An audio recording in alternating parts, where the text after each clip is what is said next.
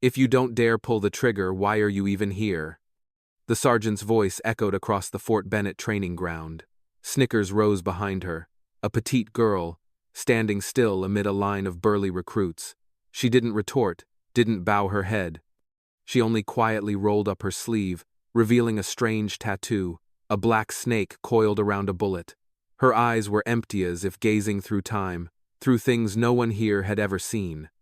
She didn't need to shoot, but someone began to feel a chill down their spine. Before we begin, let me know where you're watching from. I love seeing viewers from all over come together here. She arrived at Fort Bennet on an autumn morning, when mist still clung to the camouflage netting, and the ground remained damp with the breath of the night. No one really noticed her at first, a petite woman with a pale face, black hair neatly tied back, a compact backpack on her shoulders, and a carefully wrapped rifle in her hands. In a training class filled with tall, robust young men fresh from boot camp, her presence was almost invisible. No one greeted her, and no one blocked her path.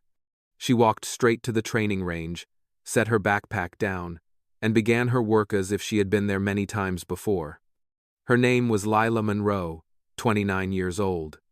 Transferred from an unspecified unit, with an administrative file that noted only 2 words: reassignment. No one knew why she left her previous unit, and no one was curious enough to ask. In the military, things left unwritten were often best left unspoken. Monroe didn't talk much. She nodded when her name was called, listened silently to orders, and completed every task with an almost uncanny precision. While other recruits fumbled with disassembling their rifles, she stood quietly in the back, cleaning each component as if it were a daily ritual. No one asked her to do it. But every morning, someone's rifle was spotless, lubricated, and fitted with a dummy round in perfect regulation, sign only those who had stepped out from real training grounds would know how to leave. They began calling her a nickname, half mocking, half admiring, Sniper Doll. The name spread quickly through the ranks, with no one sure who started it. Some said it was because of her small stature, others because she never raised her voice, never argued, never explained. But above all, it was because of the way she unsettled people just enough to make them want to laugh, yet not dare to get too close. Even so, no one could deny, every morning, she was there before the wake-up whistle sounded. And every night, when the range was lit only by flickering red lights, and the wind howled through the target boards, that small figure was still there, hunched over, cleaning a rifle barrel with an old, soft cloth. In the military, silence could sometimes be more unnerving than a shout. And at Fort Bennet, no one quite understood why they felt so wary of her. The first training session began under an overcast sky, with gentle gusts of wind sweeping across the open field where a row of target boards stood. The clatter of metal rang out as recruits familiarized themselves with the M110 rifle disassembling, safety checking, and taking preliminary aim. There was a hint of tension in the air, but it was the eager kind, the excitement of young men touching a piece of the power they'd imagined in war strategy books. Lila Monroe sat at the end of the line, not holding a rifle, not taking notes. She only observed. Her eyes moved slowly, tracking every motion, every subtle reaction from instructors and trainees. Her hands rested loosely on her knees, her back straight, her breathing even. No one knew exactly what she was thinking, but her silence, strangely, made the surrounding air feel a beat quieter. That difference didn't escape the notice of Sergeant Kent, the training instructor. He was a straightforward man, intolerant of hesitation, and even less fond of cryptic behavior in the military. As the other trainees fumbled with barrels and scopes, he strode up to Monroe. His question cut through, simple and icy. "Are you here to learn, or to be scared?" The space froze. A few eyes stole glances her way. Soft chuckles rose, half in agreement, half anticipating something entertaining. But Monroe didn't look up, didn't flinch. She only spoke softly, her voice low but clear, carrying something that made the laughter stop. "I've shot before. I'm just waiting for the day I'm ready to do it again." No one said anything after that. Her response wasn't defiant, nor was it apologetic. It was like a small crack in a mirror, seemingly minor, but impossible to look past without noticing. Sergeant Kent stared at her for a few seconds, then turned away without another word. The rest of that morning, the atmosphere felt different. Though she didn't touch a rifle, no one brought it up again. She continued to observe silently, still not taking notes, but no one dared laugh anymore. There was something in Monroe's gazonade entirely sorrow, not quite pride, but like an emptiness honed from within that made the air feel colder than the October morning. Take a second to like the video and subscribe. It helps me keep bringing you stories that stir your heart. After Monroe's quiet response, sharp as an arrow cutting through the wind during the first training session, no one dared mock her again. But they still watched her with skepticism that hadn't fully faded. Those who had laughed at her now turned to silent questions in their minds. No one truly believed she could shoot, but no one was certain she couldn't either. She was like a locked box, and humans can't stand uncertainty. 3 days later, the live fire training began. Unlike practice drills, this was the real thing. Live rounds, long-range targets, real wind, real conditions. Even the boldest young recruits couldn't help but tremble before their first trigger pull.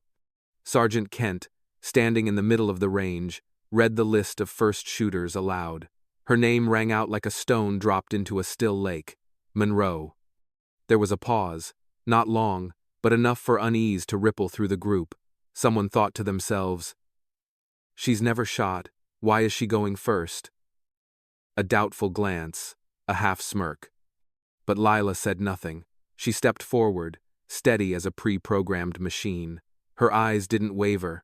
Her hands cradled the M110 rifle, as if it were something old, familiar. She reached the firing position, knelt, set up the bipod, and gauged the wind with a simple motion, watching the faint rustle of low grass near the target. As she leaned down to adjust the strap, the hem of her shirt lifted. They saw it. An instructor standing nearby flinched. Beneath the fabric, the tattoo was clear. A black cobra coiled around a bullet, marked with a small insignia, BV-09. Not the kind of tattoo meant to impress. It was the kind etched by discipline, inked with blood.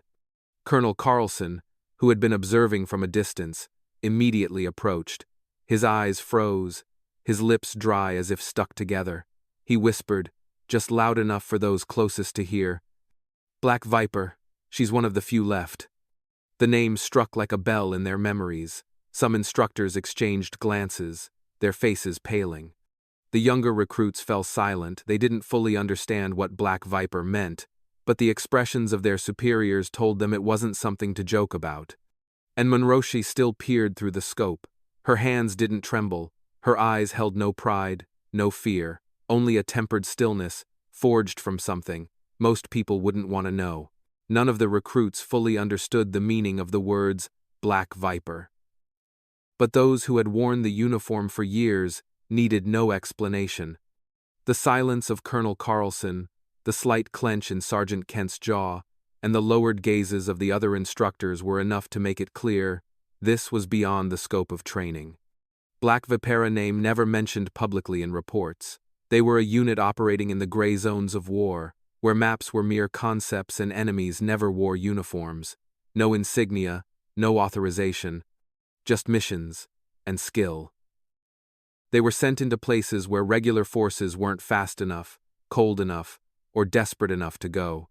In 2017, in Mosul Operation Raven Sand, the entire Viper team was deployed to the city's western outskirts for a special mission, to guide an unofficial civilian evacuation trapped in a deadly, no man's land. But the intelligence was wrong. They walked into a sophisticated trap set by IS insurgents. All were reported missing, their casualty lists marked, bodies not recovered. 10 went in, none came back.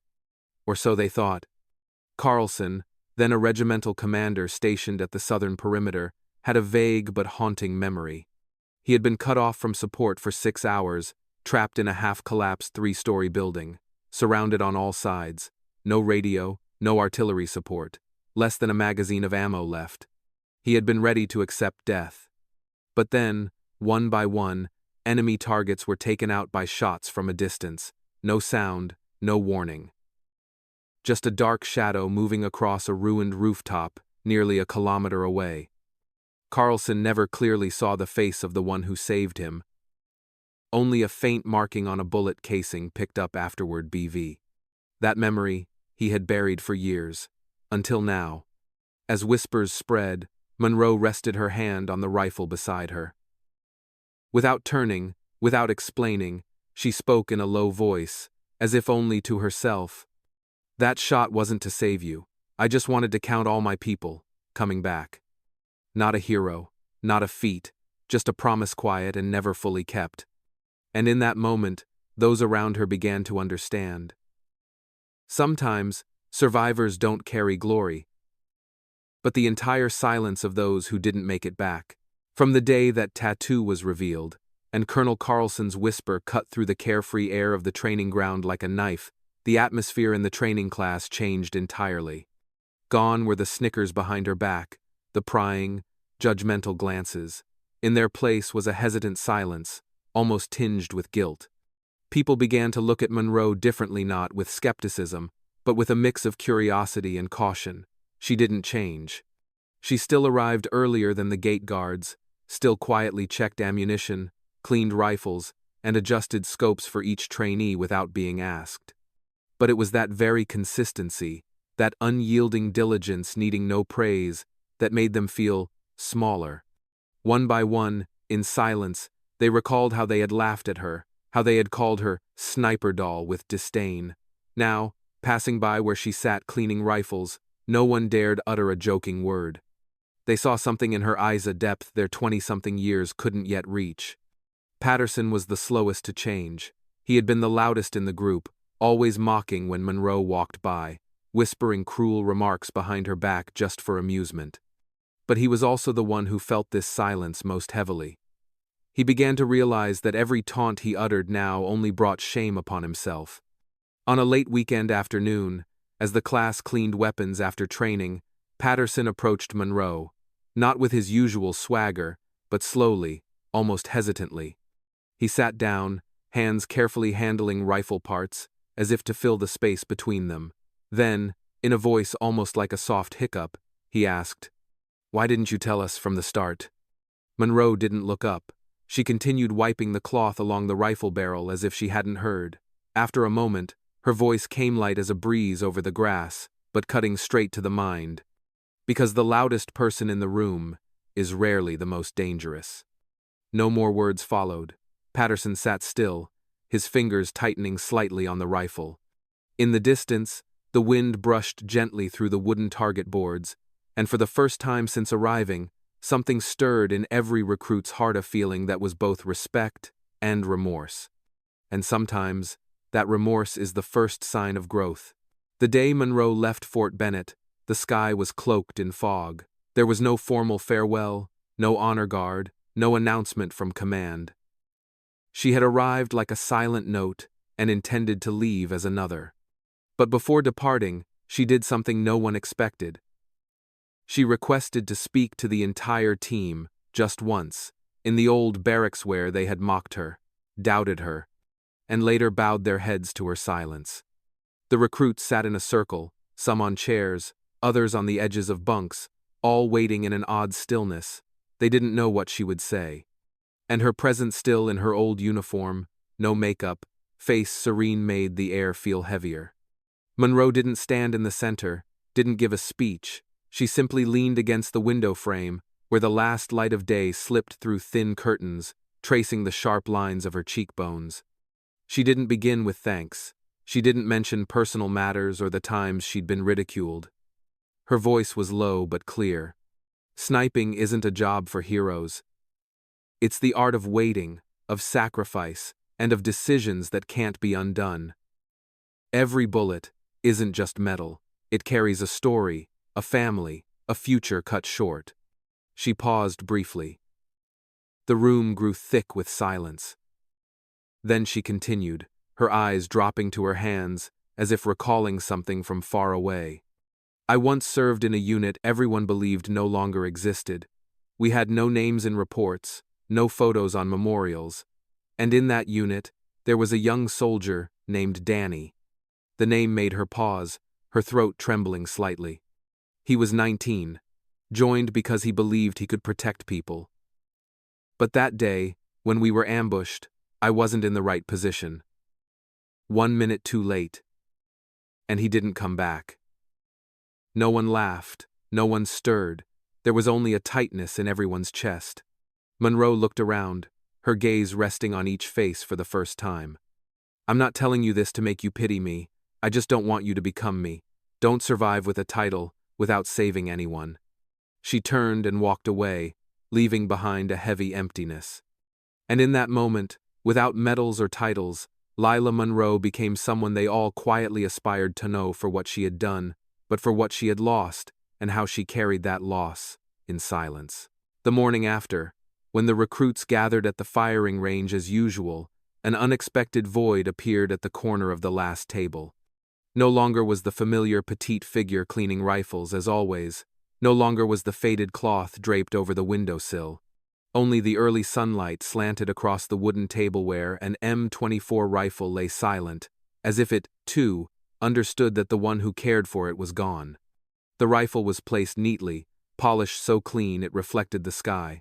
Not a speck of dust clung to its body. The scope was perfectly aligned, the sling coiled as if new. It was like a final gift note, no signature, but everyone knew it was Monroe's. Sergeant Kent was the first to approach. He said nothing, only exhaled softly, tilting his head, and placed a hand on the rifle's stock, as if bidding farewell to a comrade who had withdrawn in silence. Each recruit was called to retrieve their training materials from their personal mailboxes. But this time, alongside the usual printed sheets, each found a handwritten note in that familiar slanted script. Without a word, they opened them almost in unison. Each note was different. Some received detailed instructions on the correct prone shooting position to avoid shoulder strain. Others got tips on stabilizing breathing in strong winds. A few were given subtle advice like, "Watch your eyes, they betray hesitation before you pull the trigger." These weren't lessons from a manual. They were personal observations, meticulous, from someone who had quietly noted every small mistake, every minor strength of each individual. And then, at the bottom of every note, without exception, was a single line, written evenly, succinctly, without flourish, yet leaving an echo like a gentle touch on the shoulder. "You're better than you think. Prove it." No one spoke, but as they looked up and around, they all felt it. Monroe didn't need to stand before the class to teach. She had taught them through her silence, through her quiet actions, and finally, through the simplest gift, a reminder that they could become better, greater, if they dared to believe it. There was no farewell ceremony. But with the mirror-like M24 and those handwritten notes, Monroe left behind something no manual could teach, a quiet but unwavering faith that people can achieve greatness from the smallest acts. The final lesson took place in an oddly hushed atmosphere. There was no sound of boots stomping heavily on the concrete floor, no familiar banter or arguments among the young soldiers. Instead, a quiet stillness settled over the familiar training ground, like fine dust. Sergeant Kent stepped into the classroom with a stack of papers in hand.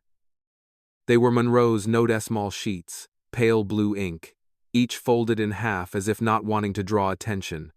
He spread them out on the table in front, then fell silent for a few seconds, his eyes scanning the faces seated solemnly, for the first time with no one late, no one checking their watch or propping their feet under the desk.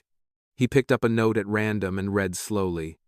"When you press your cheek to the stock, think of it as the last breath you can control. Don't let it tremble." A few trainees lowered their heads. No one laughed. Then he took another. "You're always off 2 centimeters to the left because you don't trust your strong hand enough. Trust it. It's better than you think." One by one, the nameless, unaddressed words were read aloud. They weren't slogans, not ornate, not dogmatic. They were messages from someone who had made mistakes, failed, lost, and risen again. Finally, he set the stack down and looked at the class. His voice grew hoarse not from emotion, but from a belated realization. "She didn't come here to learn. She came to teach us." No one clapped. No one reacted. They just sat there, in a moment that seemed to stretch endlessly. As if someone had lit something within them that no one had touched before. A trainee in the middle row, a young man named Jensen, spoke up, not loudly, but clearly, as if speaking for everyone. "Now I understand. Shooting isn't about proving strength, it's about saving lives." No one repeated the words, but they quietly sank deep into those present that day. Outside the window, sunlight slanted onto the empty firing range, where the M24 still lay like a final sentinel needing no orders. And inside that small room, what Monroe left behind wasn't a lecture, but a transformation. A classroom without a blackboard, without chalk, only memories and an indelible lesson. That courage doesn't come from the first shot, but from how you carry it in your heart. Please leave a comment below to let me know, where are you watching from, and what time is it? I'm always thrilled to see kindred spirits gathering here. Years have passed since Patterson was a recruit sitting at the back, the loudest in the class, thinking war was a stage to prove his mettle. Now a sergeant, he stands in the middle of the training ground, his uniform soaked with sweat, leading new faces younger, louder, and sometimes as cocky as he once was. But one thing about Patterson never changes. In his personal locker, beneath his metal name tag, lies a small, yellowed piece of paper. The only handwritten note Monroe left him, slanted script, unadorned but sharp like a cut. He's never told anyone exactly what she wrote. But before every first training session of a new course, he does the same thing, pulls out the note, gently traces its old creases, then carefully tucks it away like a ritual.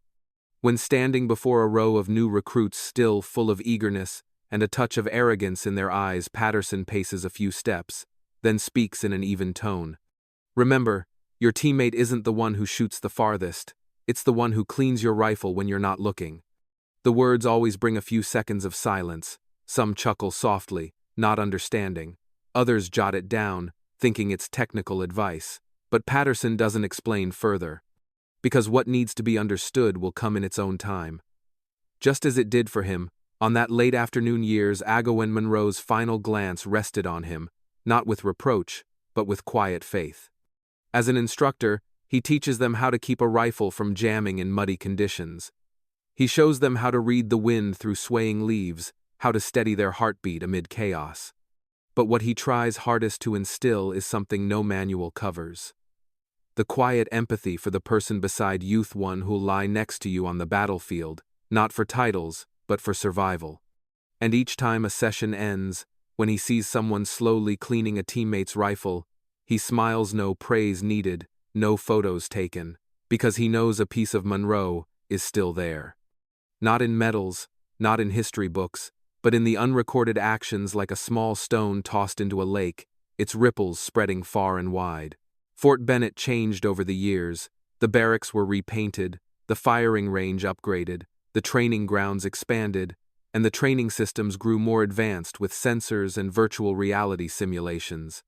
But amid all the modernization, there remained a small, simple corner that no one dared alter, where a photograph, framed in wood, rested quietly on the oldest rifle rack at the end of Range 4.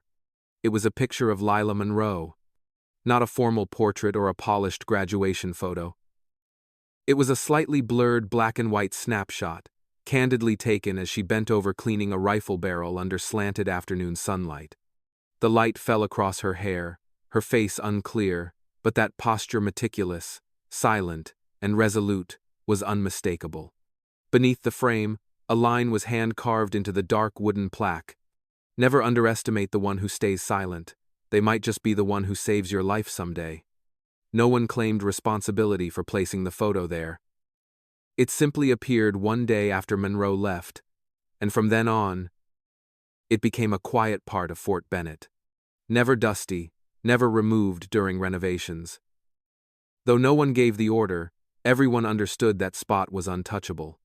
And strangely, every new generation of recruits arriving at the base gradually learned of the name Monroe. Not through official records or training manuals.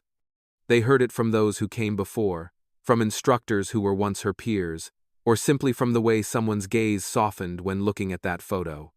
Monroe never returned, She vanished as silent soldiers dow without fanfare, without medals.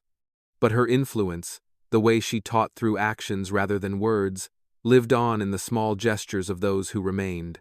A young soldier quietly checking a teammate's rifle, a trainee helping a friend adjust their scope before an evaluation, an instructor ending a lesson with a gentle word instead of a shout.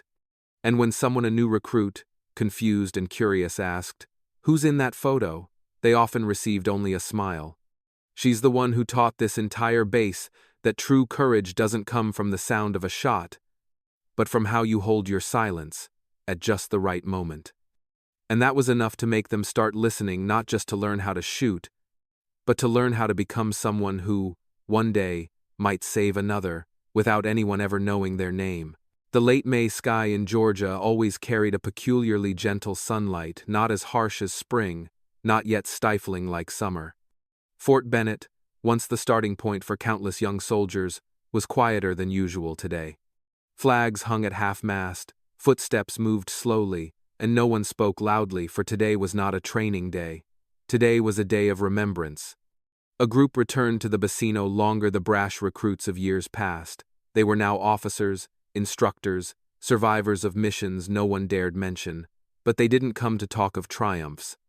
They returned for a woman many new trainees knew only through a photograph, the woman with the serene gaze and a tattoo of a black snake coiled around a bullet. There were no banners, no speeches. Just a quiet memorial at the corner of Range 4 where the M24 rifle still rested in its glass case, beneath the old photo and its familiar inscription. One by one, without formation, they approached. No salutes, no orations. They simply placed their hands on the cool glass covering the rifle as if touching the past. Each whispered a few words no one heard, and no one needed to. Sergeant Kent, now gray-haired and stooped, was the last. He no longer carried a commander's baton, only a small piece of paper he'd kept in his wallet for years, a copy of the final note Monroe left. He looked at the photo for a long time, then spoke softly, as if to himself. "She didn't need a title, but she taught me to be a better person, and I believe that's what matters most." No one responded to his words. Only the gentle breeze stirred the row of flags, and sunlight fell in long streaks across the weathered concrete. They left in silence, without looking back, as if knowing the most sacred thing had already been passed on, needing no further words. But from that day, every new class at Fort Bennet heard a story, not a mandatory lesson, but a reminder shared during breaks. That someone once came here, carrying no tales of glory, seeking no recognition, yet left a lesson no one could forget. Because sometimes, courage isn't found in the battle cry. It's in the silence when someone chooses to step forward, quietly taking on danger for others, simply because they believe someone in the group deserves to live. Some people pass through our lives as gently as a breeze, yet leave an indelible mark. Lila Monroe didn't need a title to become a legend. She taught us that, sometimes, the quietest actions hold the greatest power. That courage doesn't always roar, but can be a whisper that saves a life. And that kindness, no matter how small, can change how someone lives, fights, and loves. If this story touched your heart, please leave a comment below. Where are you watching from, and what moved you most? We want to hear your voice, because every person in this community carries a piece of Monroe in their heart. Please like and subscribe to the channel to not miss the next inspiring story. And if you know someone who needs a gentle reminder of courage and kindness, share this video. Today, you might be the one quietly helping someone keep going.